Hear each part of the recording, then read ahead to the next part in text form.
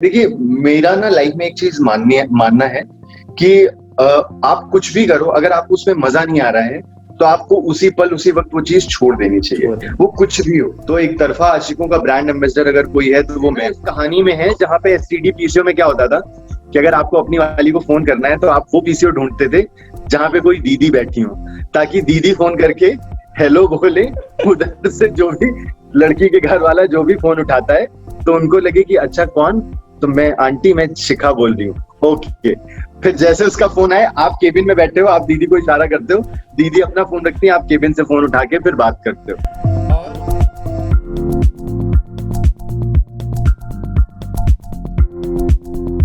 Hello दोस्तों, स्वागत है मेरे पॉडकास्ट शो में। आज हम लोग स्वागत करते हैं, हम लोग वेलकम करते हैं एक बहुत ही टैलेंटेड बॉलीवुड के राइटर मिस्टर शरद त्रिपाठी का। और शरद त्रिपाठी की जो मैं थोड़ा सा ब्रीफ इंट्रोडक्शन और दे दूं। बहुत बड़ा इंट्रोडक्शन है लेकिन मैं उसे थोड़ा सा ब्रीफ करना चाहूंगा। इनकी शुरुआत जो है वो कसौटी जिंदगी से शुरुआत होती है। इनकी जो जर्नी स्टार्ट होती है वो कसौटी जिंदगी से स्टार्ट होती है। फिर कहानी घर घर की, क्योंकि सास भी कभी बहू थी जैसे बहुत ही पॉपुलर शो के ये हिस्सा रहे हैं। और साथ ही साथ अगर इस वक्त आप एक टीवी शो देख रहे होंगे जो काफी पॉपुलर टीवी शो है शक्ति, उसके मेन राइटर हैं शरद त्रिपाठी। और साथ ही साथ इसके अलावा इन्होंने लगभग 50 से ज्यादा शोज लिख चुके हैं। साथ ही साथ हजारों स्क्रिप्ट लिख चुके हैं, बहुत सारे सॉन्ग्स लिख चुके हैं। और ये मैं अगर कहूं कि ये टीवी शोज की जान है, आज जो भी टीवी शोज चल रहे हैं उनकी जान है। तो इतने बेहतरीन और इतने टैलेंटेड गेस्ट को मैंने आज इनवाइट किया है। और आज जो बातें होंगी वाकई में बहुत ही इंटरटेनिंग होंगी, क्योंकि हम लोग थोड़ा सा नॉस्टैल्जिया में जाएंगे, अपने बचपन के दिनों में जाएंगे, अपनी बचपन की बातें करेंगे। और साथ ही साथ शरद त्रिपाठी का अपना लाइफ भी बहुत ज्यादा फिल्मी है, इनकी जो स्टोरी है वो बहुत फिल्मी है। तो आप बने रहिए। और आज हम लोग शरद त्रिपाठी से बात करते हैं। इंट्रोडक्शन थोड़ा लंबा हो गया लेकिन शरद त्रिपाठी, ये मैं कहूंगा कि बहुत ही छोटा इंट्रोडक्शन था, क्योंकि आपके अंदर जो टैलेंट है और इतने जबरदस्त टैलेंटेड गेस्ट को मैं इनवाइट कर रहा था, तो शायद बहुत ही छोटा करते करते भी काफी बड़ा इंट्रोडक्शन आपका हो गया। लेकिन शरद त्रिपाठी, बहुत बहुत स्वागत है मेरे इस शो में। आप thank you so much Salim भाई, इतनी प्यारी बातें कहने के लिए। फर्स्ट ऑफ ऑल, मतलब हमारी पहचान इन सबसे अलग बैचमेट्स थे, हम लोग दोस्त थे कोचिंग, और वहां से यहाँ तक का सफर है। और उसमें इतनी अच्छी बातें कहना, लोग कहते हैं कि जब दो जना दोस्त होते हैं तो वो आपस में एक दूसरे के उतारते हैं। आपने मुझे इतनी ज्यादा जरा नवाजी बख्शी, इतनी ज्यादा अच्छी अच्छी बातें कही, तो बहुत बहुत शुक्रिया। हाँ, मतलब आप शरद आप उस काबिल हैं। और मैं दिल से आपकी बहुत इज्जत करता हूं। और आपने जिस तरीके से आपने स्ट्रगल किया इस पूरे चीजों में, उस चीज को मैं थोड़ा बहुत जो जानता हूं। तो सबसे पहला जो मेरा एक बहुत ही नॉर्मल, बाद में हम उतारेंगे भी, बाद में उस पर भी आएंगे, ठीक है, अपने दोस्ती वाले पर भी आएंगे। लेकिन जो सबसे इम्पोर्टेंट चीज ये है जो मैं अपने व्यूवर्स को बताना चाहूंगा, जो मेरे सब्सक्राइबर्स हैं उनको मैं बताना चाहूंगा। और आपसे पहला सवाल मेरा ये रहेगा कि शरद, पिताजी का सपना था कि डॉक्टर बने, और व्हाइट कोट मिले, एप्रन पहन के एमबीबीएस करे। और उसके बाद एक छोटे से गांव का लड़का, एक छोटे से शहर का लड़का अपने घर से सपने को लेकर निकलता है, अपने माता पिताजी के सपनों को पूरा करने के लिए काका देव यानी कानपुर में पहुंचता है। फिर वहां पर एमबीबीएस की तैयारी करता है, सेलेक्ट होता है, और उसके बाद अपने सपनों को पूरा करने के लिए घर छोड़ देता है और मुंबई पहुंचता है। कैसा रहा सफर? पहले हमारे व्यूअर्स को ये बताइए, इतनी इंटरेस्टिंग स्टोरी, इस स्टोरी से स्टार्ट करिए। हाँ, शुरुआत करते हैं। देखिए, मेरा ना लाइफ में एक चीज मानना है कि आप कुछ भी करो, अगर आपको उसमें मजा नहीं आ रहा है तो आपको उसी पल उसी वक्त वो चीज छोड़ देनी चाहिए। वो कुछ भी हो। मतलब आप आईएएस की तैयारी भी कर रहे हो या आईएएस हो, आप देश के प्रधानमंत्री भी हो, अगर आपको आपके काम में मजा नहीं आ रहा, ये मेरा पर्सनली मानना है, मैंने इस लाइन पे बहुत ज्यादा बिलीव किया है। तो क्या हुआ कि डॉक्टर बनने का सपना कभी मेरा नहीं था, वो मेरे पिताजी का था। क्यों? क्योंकि एक मध्यम वर्गीय परिवार से आने की वजह से हम लोग के सपने ना बहुत ही सीमित होते हैं। जैसे आय सीमित होती है, आय के साधन सीमित होते हैं, हमारी जिंदगी बहुत सीमित होती है, वैसे ही हमारे सपने भी बहुत एकदम एक ढर्रे में जीते हैं हम लोग। क्योंकि मतलब मध्यम वर्ग का मतलब क्या है कि ऐसे संभाल के चलना है, बचा के चलना है, हाँ सेफ चलना है। पिताजी का बस यही सपना था, बड़ा भाई डॉक्टर, छोटा भाई डॉक्टर, दोनों बच्चों को मतलब दोनों बेटे डॉक्टर बन जाएंगे, डॉक्टर बहुएं आ जाएंगी, घर में ढेर सारे डॉक्टर, लोक कल्याण होगा, एक हॉस्पिटल बन जाएगा, सारे लोग सेट हो जाएंगे, सबका काम धाम चलेगा, खूब सारे पैसे आएंगे, त्रिपाठी खानदान बहुत ऊंचा हो बहुत जाएगा। ऊंचा हो तो जाएगा। ये उनका सपना था।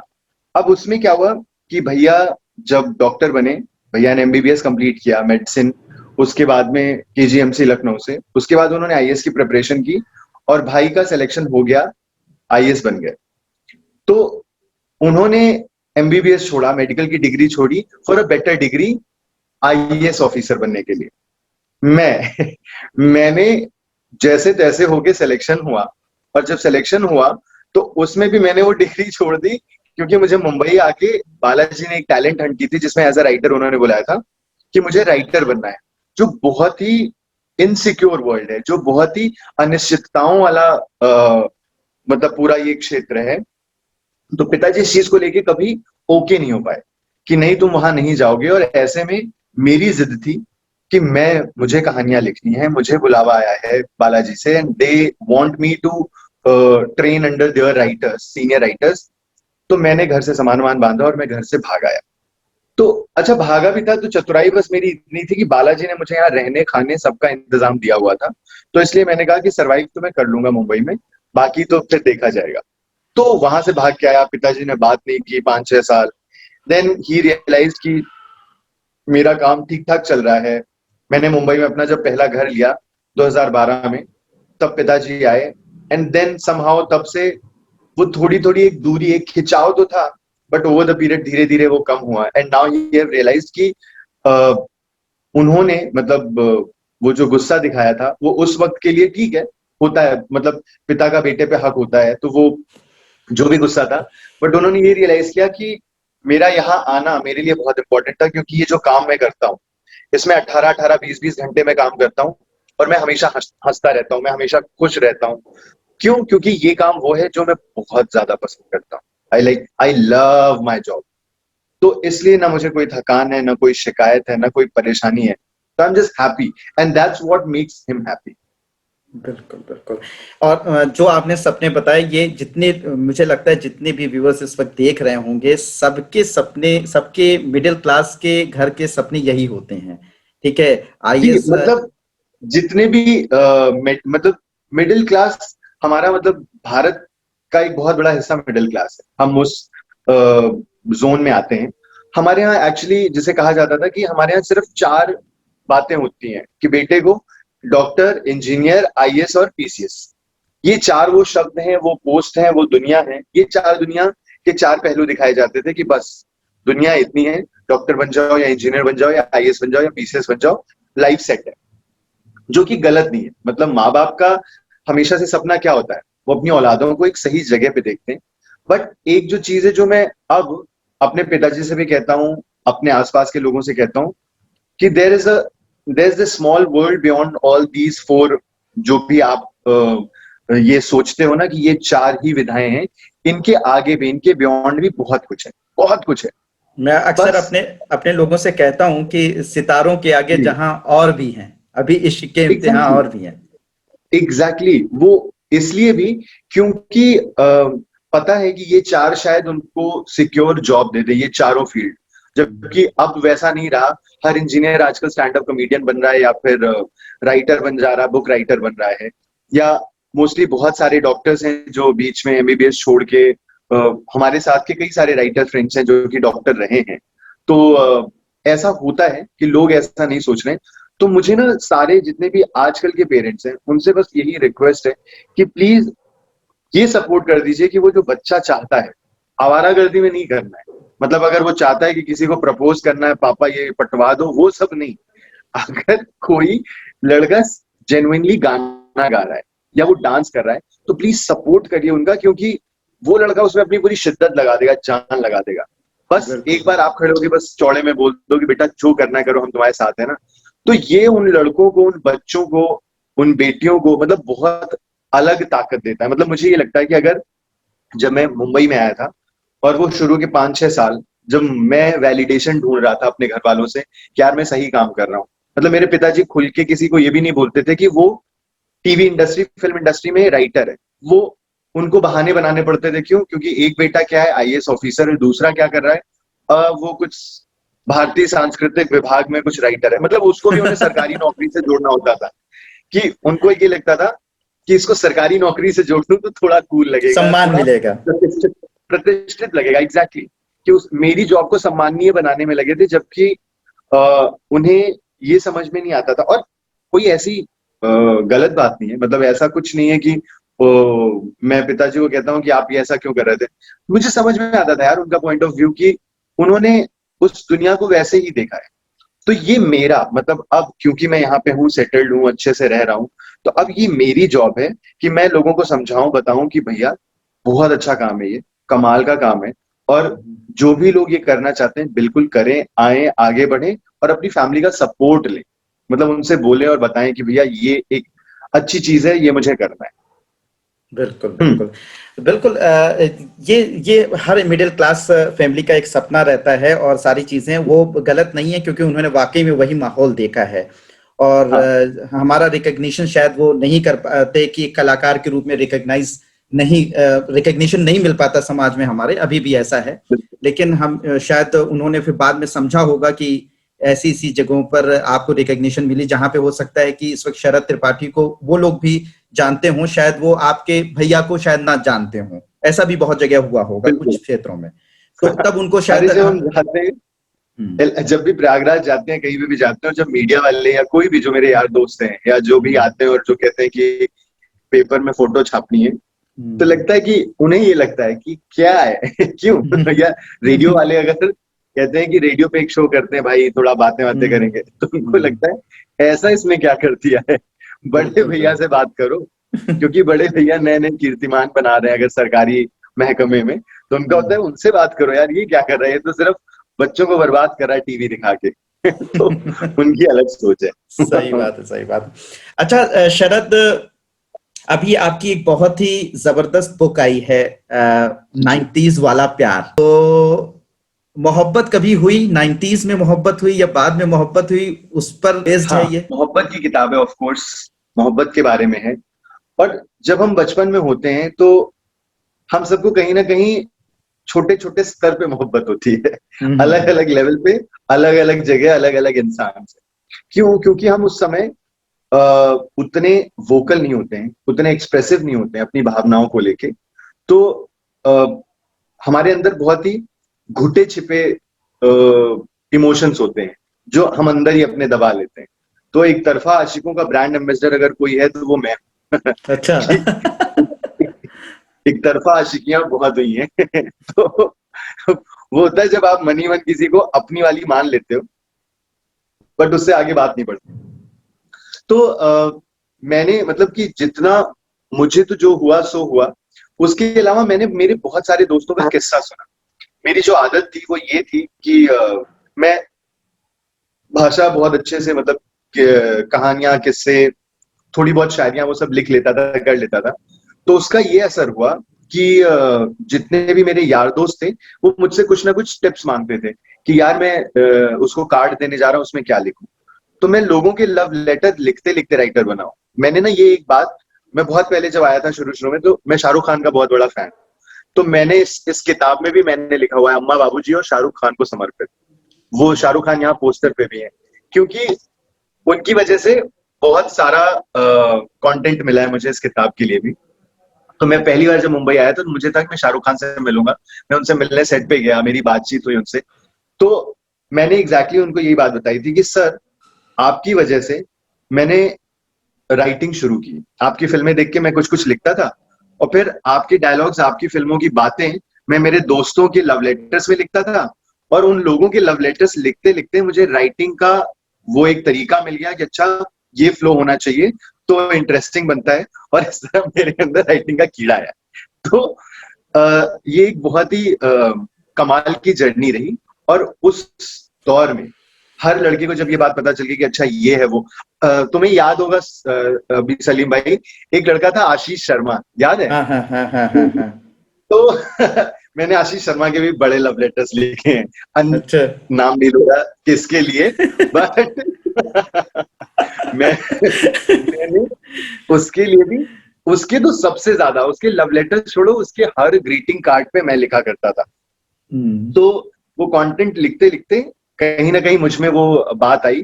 तो 90 का जो दौर था वो कमाल था, लड़के बहुत शाय थे, हिचकते थे अपनी बात कहने में, मतलब 90% लड़के हिचकते थे, तो मैं उनकी जबान बनता था, मैं उनके लिए चीजें लिखता था, और इस तरह से उन किस्से, उन कहानियों, उन बातों को अपने अंदर संजो के रखा, संभाल के रखा।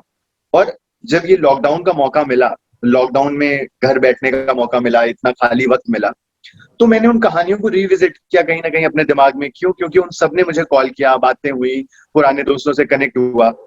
तो उस दौर की जब बातें होने लगी, मुझे लगा यार ये तो बड़े कमाल किस्से हैं और ये लोगों तक पहुंचने चाहिए, ताकि अगर आपने पढ़ा है, जिया है या देखा है, तो आप उस चीज को लेके नॉस्टैल्जिक हो, और अगर आपको नहीं पता है उस बारे में, जो मिलेनियल्स हैं, तो आप उससे आपका तारुफ करवाते हैं, आपको उसके बारे में बताते हैं, ताकि आपको पता चले कि वो दौर, वो बातें कितनी कमाल थी, कितनी इनोसेंट, कितनी भोली हुआ करती थी उस दौर की मोहब्बत। बिल्कुल। तो और बस शरद, याद होगा सबसे सबसे जो इंटरेस्टिंग मुझे दिखा आपकी किताब की जो कवर पेज है, उस कवर पेज हाँ। में आपने कैसेट यूज की है, मैं अभी देख रहा हूं। और वो एक जबरदस्त नॉस्टैल्जिक पीरियड था जब हम True. लोग कैसेट्स को भराने जाते थे। एक रुपए का एक सॉन्ग भरता था, एक गाना। और एक गाना भरता था, और उसमें एक्चुअली कैसेट वो नहीं होती थी, बल्कि वो कैसेट में जो हम गाने भराते थे और उसको भरा के किसी को गिफ्ट देते थे, असल में हम अपने इमोशंस उस कैसेट में डालकर देते थे उनसे। वो हमारा अपने प्रेम को प्रदर्शित करने का तरीका होता था। और इसमें भी ना क्या है कि जैसे एक लखवीर सिंह लखा बहुत बड़े भजन संध्या करते हैं, तो लखवीर सिंह लखा और तृप्ति शाक्या, इन लोगों का उस समय ये जागरण हुआ करता था, तो जागरण में वो अपनी कैसेटें फेंका करते थे लोगों को। तो हम लोग उस जागरण में भक्ति भाव से नहीं जाते थे, हम वो कैसेट लूटने जाते थे, ताकि वो उनकी भजन की कैसेट पे ये गाने चढ़वा के को गिफ्ट कर सके। तो ये उसी दौर में पॉसिबल है भाई। अब के लोग वो सब, अब के लोग तो सीधे यूट्यूब लिंक भेज देते हैं कि सुनो आई एम मिसिंग यू, तब यूट्यूब लिंक नहीं होता था। अरे सर, बड़ी मेहनत करनी पड़ती थी, पता करना पड़ता था कि कहाँ पे कैसेट को भराया जाएगा। एक रुपए में पैसे भी नहीं होते थे, तो 1 रुपए में कहीं पर 50 पुराने गाने 50 पैसे में, नए गाने 1 रुपए में भरते थे। और उसको फिर आप फिल कराकर, और सबसे मजेदार बात कि उसका जो रैपर होता था, उस रैपर को हम खुद डिजाइन करते थे।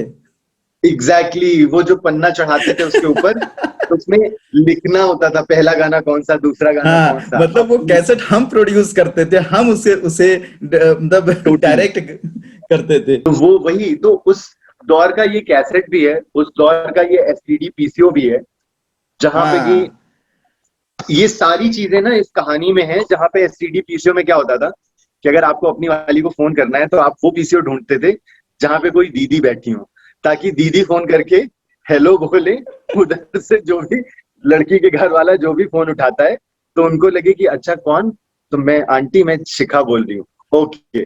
फिर जैसे उसका फोन आए, आप केबिन में बैठे हो, आप दीदी को इशारा करते हो, दीदी अपना फोन रखती है, आप केबिन से फोन उठा के फिर बात करते हो। और तो वो केबिन वो बातें।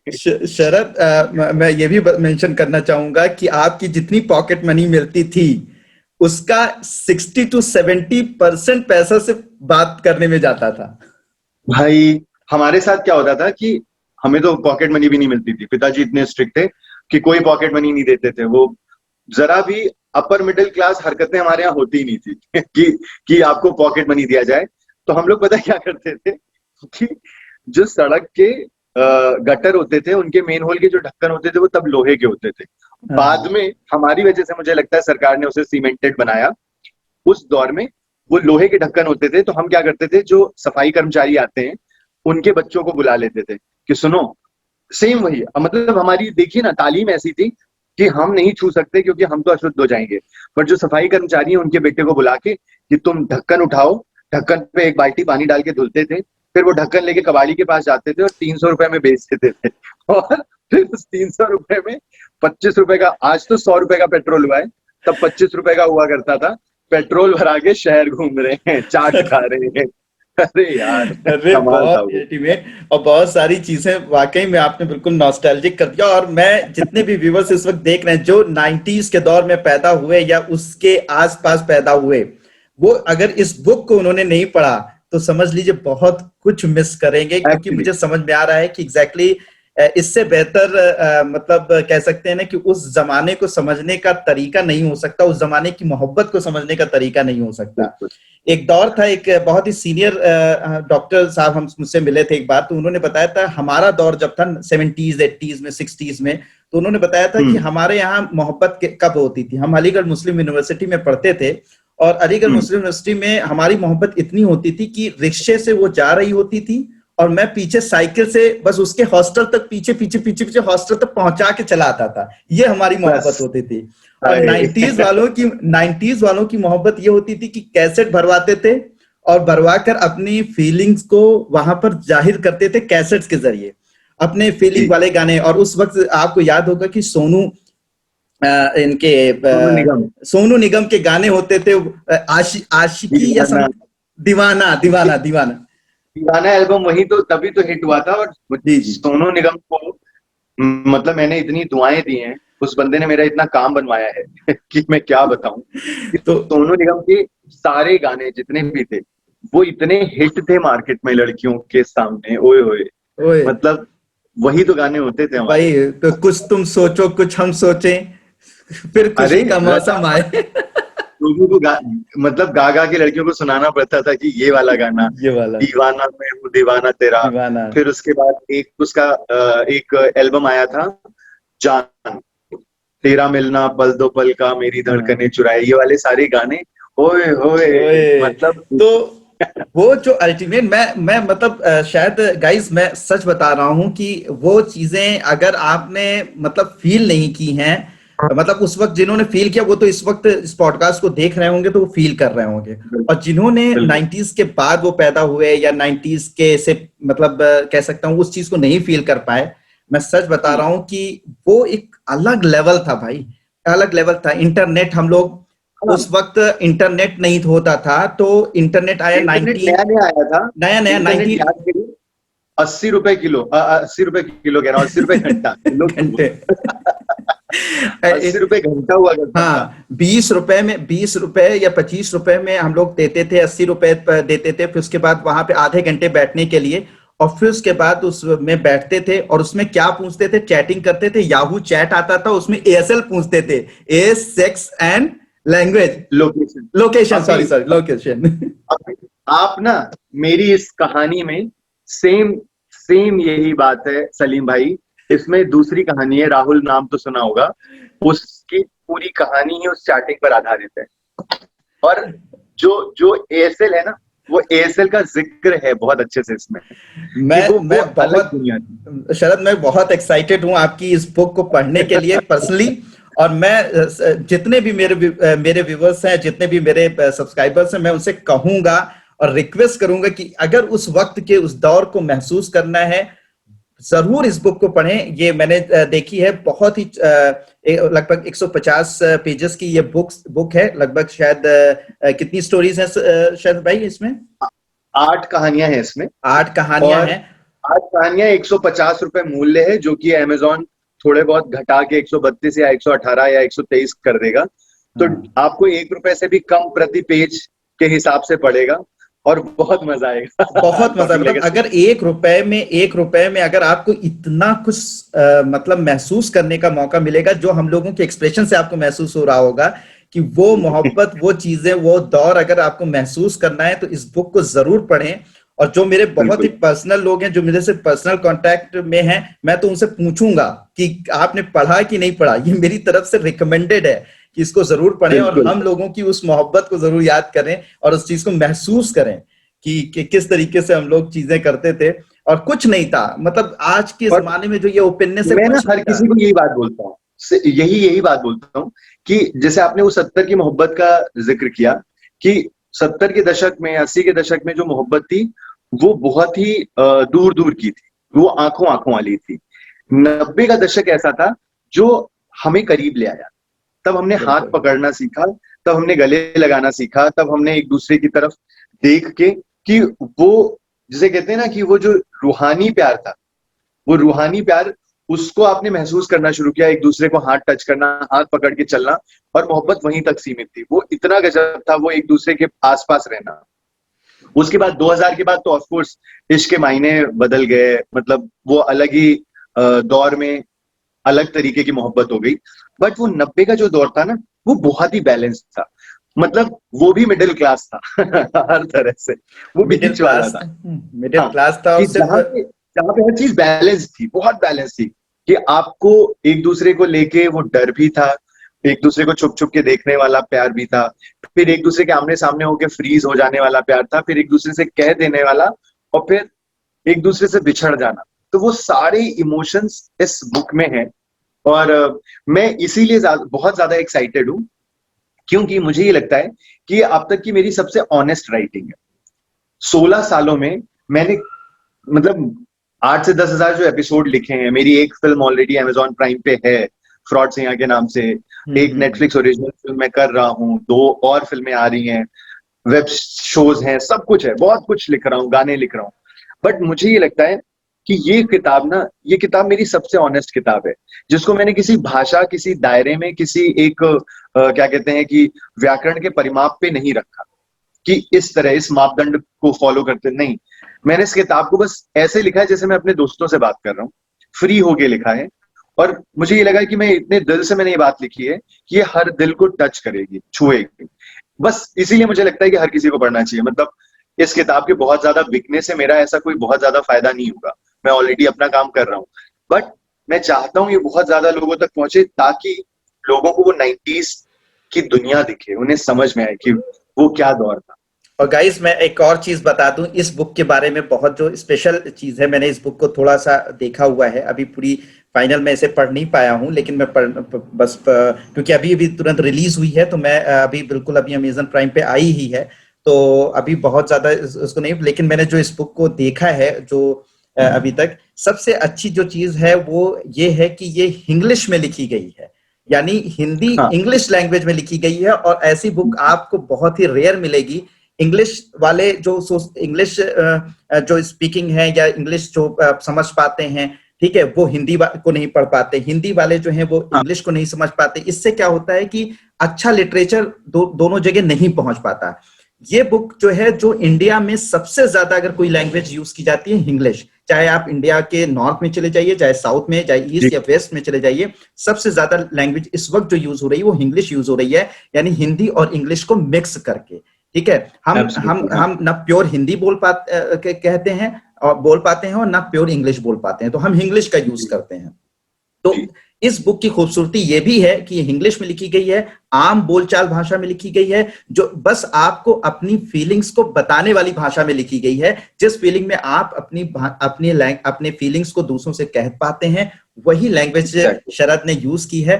तो ये जबरदस्त है। मैं बस आज इस पॉडकास्ट को रिकॉर्ड करने के बाद सबसे पहले इस बुक को पढ़ूंगा, और फिर इसके बाद और आप लोगों से कमेंट में मैं इसके इसके जो भी फीडबैक हैं उसे जरूर दीजिए कि कैसी लगी ये बुक, किस तरीके से ये बुक लगी, और आपकी लाइफ को किस नॉस्टैल्जिया में ये ले गई। ये सारे कमेंट बॉक्स बिल्कुल। में और मुझे पर्सनल इनफैक्ट मैसेज मैं करें। लोगों से ये बोलूंगा, मैं जितने भी लोग ये पढ़ेंगे, कि जो ये पॉडकास्ट देख रहे हैं, उनको बोलूंगा ये पॉडकास्ट देखने के बाद किताब लीजिए, पढ़िए, और अगर पसंद ना आई तो मुझे पर्सनली मैसेज करके बोलिए, मैं रिफंड करूंगा।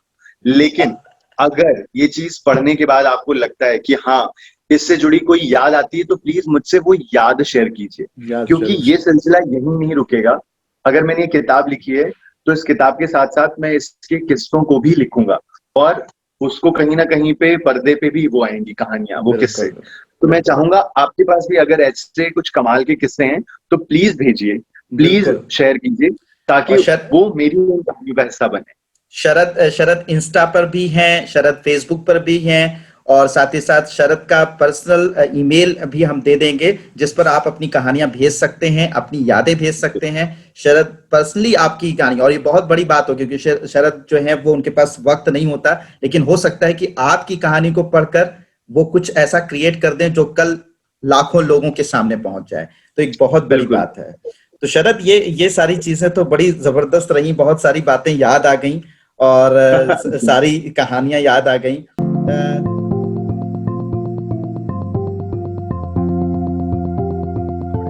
और मैंने कहा 20 में 20 घंटे काम करने को तैयार हूँ। तो उन्होंने कहा 4 घंटे सिर्फ सो के कैसे रह पाओगे? मैंने कहा 4 घंटे सो के मैं जिंदा रहा तो मेरे सपने जिंदा रहेंगे, और मेरी लाइफ में मेरे सपनों की अहमियत मेरे लिए बहुत ज्यादा है। शादी तब करना जब आप मेंटली प्रिपेयर हो, ना कि तब जबकि आपके घर वाले चाहें, क्योंकि एक गलत रिश्ते में पड़ने से अच्छा है आप जीवन में एकदम अकेले रहें और खुश रहें।